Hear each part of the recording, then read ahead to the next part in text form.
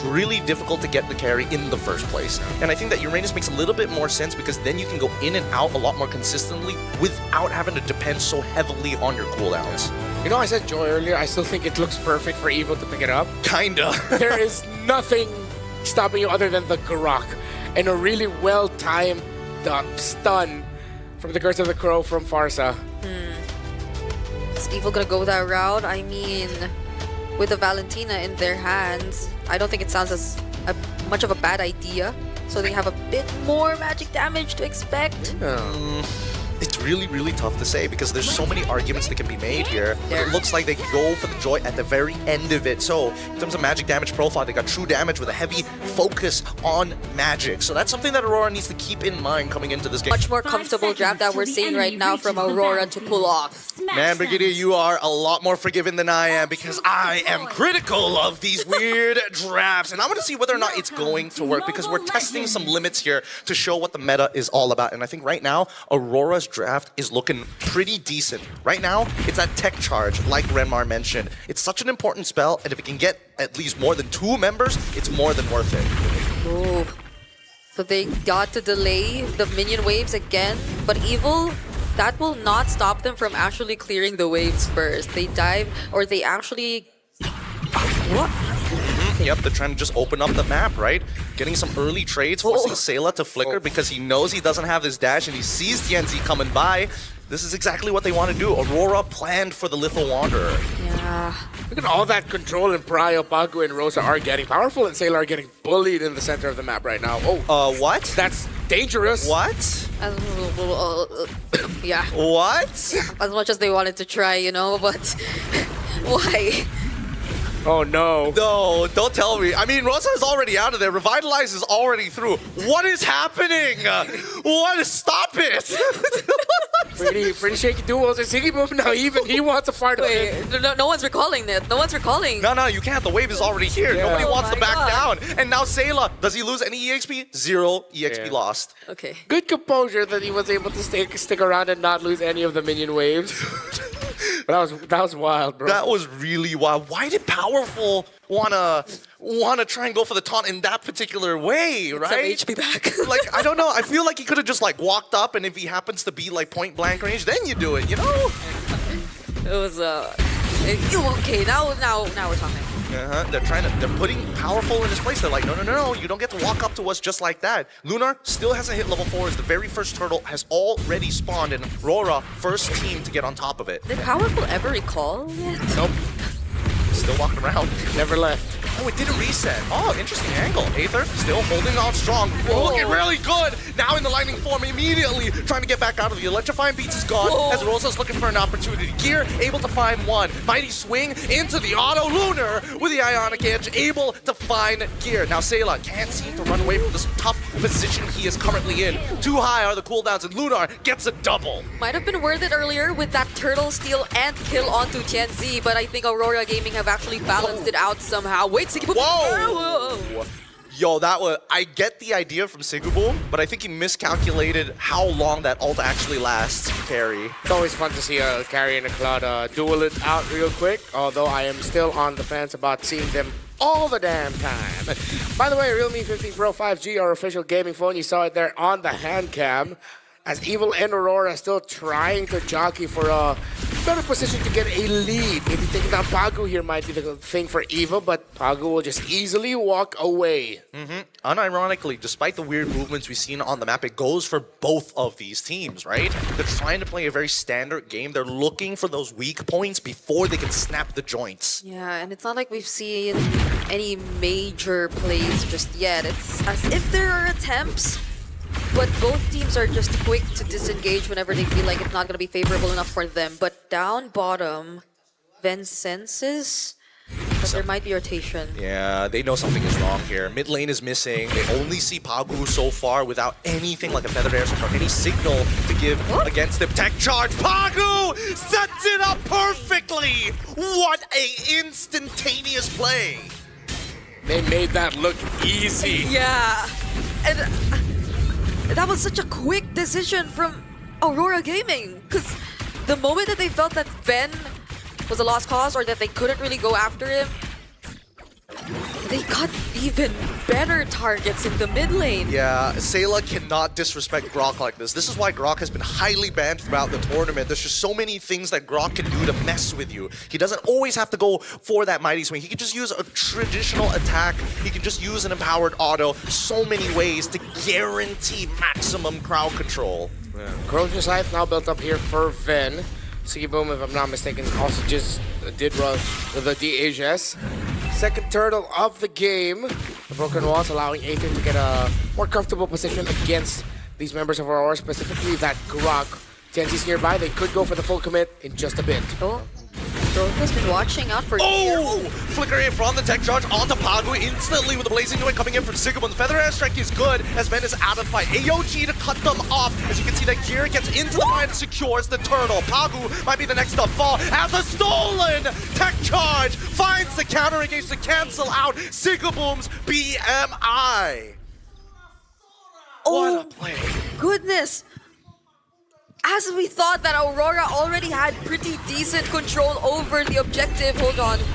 Does Lunar actually get to clear this? I think he will. He should be okay. I don't think they wanted to dive the Uranus just yet, but they're setting up for it. Luna, he does get his ult just in time. He can pop it at any moment.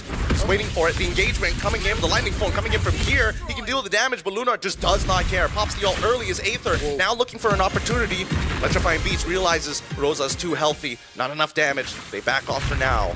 Yeah, there's a Radiant Armor now on Pagu's Grok, which means that the damage of this Joy might just get stunted a little bit, and Evo might get surprised as to why the Grok isn't going to be falling down quickly. They really have to watch their positioning around that tech charge. Pagu has been on point, has been committing the flickers, maximizing the animation of it. Oh, really nice movement coming in from Gear, locking him in place. AOG, but Pagu with the CC immune walks out scot-free. Great movements we're seeing from Aurora. Even though Evil were really decisive in trying to get that kill, they weren't able to get anything out of it. I'm liking the aggression that we're seeing from them. Even though Aurora Gaming are the ones leading in terms of kills, they're the ones who are actually constantly able to steal away the necessary objectives. They're the ones able to convert things so far, taking a turret off of Aurora and potentially might even go for another one here up top, unless Aurora actually are the ones to start things off. But they will play it safe. What a position that they were in. They could have easily just jumped on to Powerful, but they don't want the counter engage coming in from Evil just yet, right? As we see Ven now baited into a fight that he cannot win. Luckily, the spin light wheel is able to catch two. Buys time as Pagu is going to go right onto Ven. Even Lunar as well with the Ion Catch finds it with the help of Pagu. Good stuff coming in from Aurora.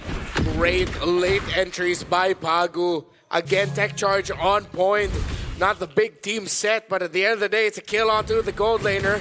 Aether already started off the turtle earlier. Gear and Powerful are here. Can Aether get a kill? Oh, Rosa, wings by wings. Electrifying Beat's going to be popped a little late here on purpose, waiting for the opportunity for a feathered airstrike as TNT is able to secure it. Oh, the engage coming in from Gear, almost good. Didn't catch two. Double flickers were committed though. As Aurora Gaming walk away, they at least get the turtle. Yep, first objective that goes over to Aurora Gaming, and I don't think they really wanted to look for a fight after that. Tianzi just resumed jungling and did not decide to join in the mid lane, so Aurora were just playing it or keeping it safe after getting what they needed, and maybe now's the time. They could just join together, include Sigiboom in their rotations, and have enough damage to deal with Evil. I think that Evil, especially Powerful, now that he's got the Pauldron already purchased, he's going to need a little bit of anti-heal. Everybody avoiding the anti-heal like it's a plague. No Dom Ices, no Glowing Wands as well.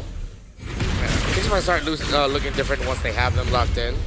I think he decided to rush the Chastise Pauldron, really thinking about the Claude. But the Dom Ice should be coming in just a bit for that God to Tacho while the Valentina. That will be the second item it will build. I don't think they're going to be able to get the anti-heal in time. Good engagement coming in from Gear, but faster movements coming in from Lunar. Single sidestep was all he needed. As the waves are now getting pushed and pulled consistently, Aurora Gaming is taking advantage of the whole situation, right? They're probably waiting for the Trinity to come in for Sigiboom before actually trying to look for a fight, so that they're a bit more confident in terms of the damage output that they'll be able to provide, because I think he's lacking just one more before actually completing it. Oh, wait! Oh. Blazing Duet already coming out towards Aether's side. Electrifying Beast by 5. Sigiboom flickers forward with the help of Rosa. They secure it. That's Aether. down. What a catch. Pretty interesting. I like the way that Sigaboom plays, but now Lunar has opened up the entire map, knowing the gear is alone. Sigaboom gets free auto attacks, but he backs off. There's no reason to fight. 10 seconds until the Lord. It looked like Aether was baited into that, not realizing the state of the map, and in the end, it would be him falling down. 1,500 gold lead here for Aurora Gaming, and this is just as Aurora as he could get with his performance. Yeah. Great condition. All the conditions checked. Oh my goodness. How much damage is he doing to Ven? And now Ven popping the ult as well. Wants to take Lunar out, but doesn't have enough damage. Holy Crystal already purchased by Aether as they fight for position over this Lord. That looked like such a perfect time to use the tech charge, but no one from Aurora was ready to fight just yet. But now Evil are forced under their turrets.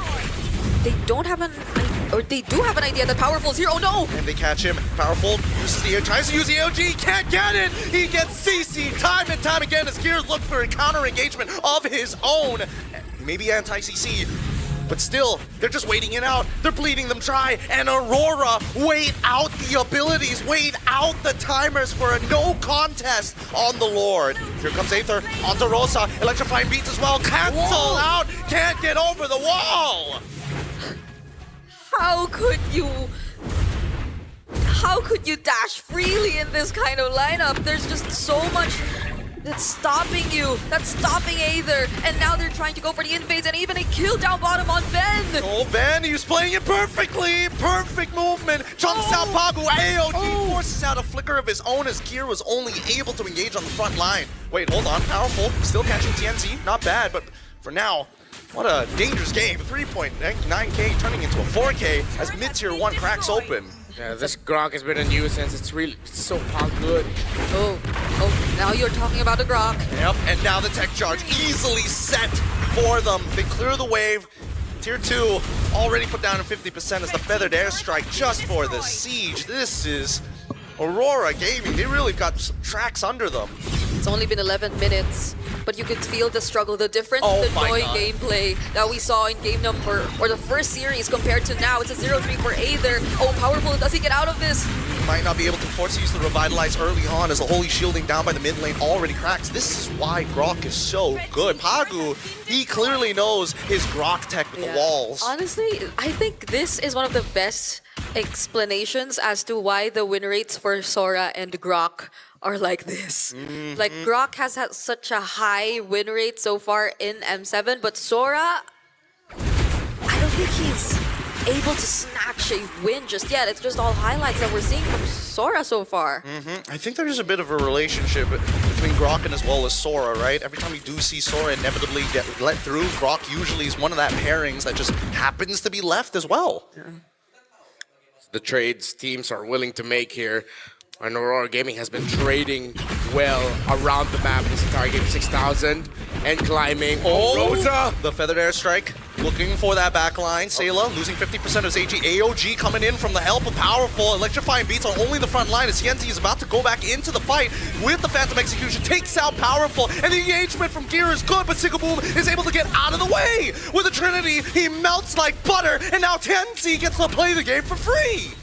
It's fortunate timing there for Evil. I know they decided to want to take the fight because they saw that the tech charge was already committed, but still they could not get the right start to it. Oh no. The final push. They're looking for the opportunity as Aether trying to focus on these waves. Same goes for Sayla. That wall is going to push them back, and they manage to get the Crystal still relatively healthy, but the Lord, it's back up in 13. It's going to be one hell of a fight here. Yeah, and that's such a huge objective taken by Aurora Gaming before the Lord. That's the mid-base turret of Evil.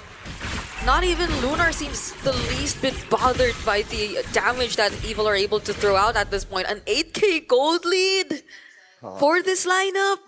Dude, I mean, Lunar is having the time of his life. He is literally a walking ward and who's unkillable. He's 3-0-6. He's devastated Gear, and every engagement that Gear has quote-unquote successfully gotten hasn't done much. Look at that. He flickers out of the way and tech charge everything thrown at the wall to take Lunar down. The eclipse is here, and now the sun looks to shine. Feathered airstrike as well as the tech charge gets Pagu out of there. Tenzi, plenty of damage. He's looking for a little bit more, but he has to wait for the waves.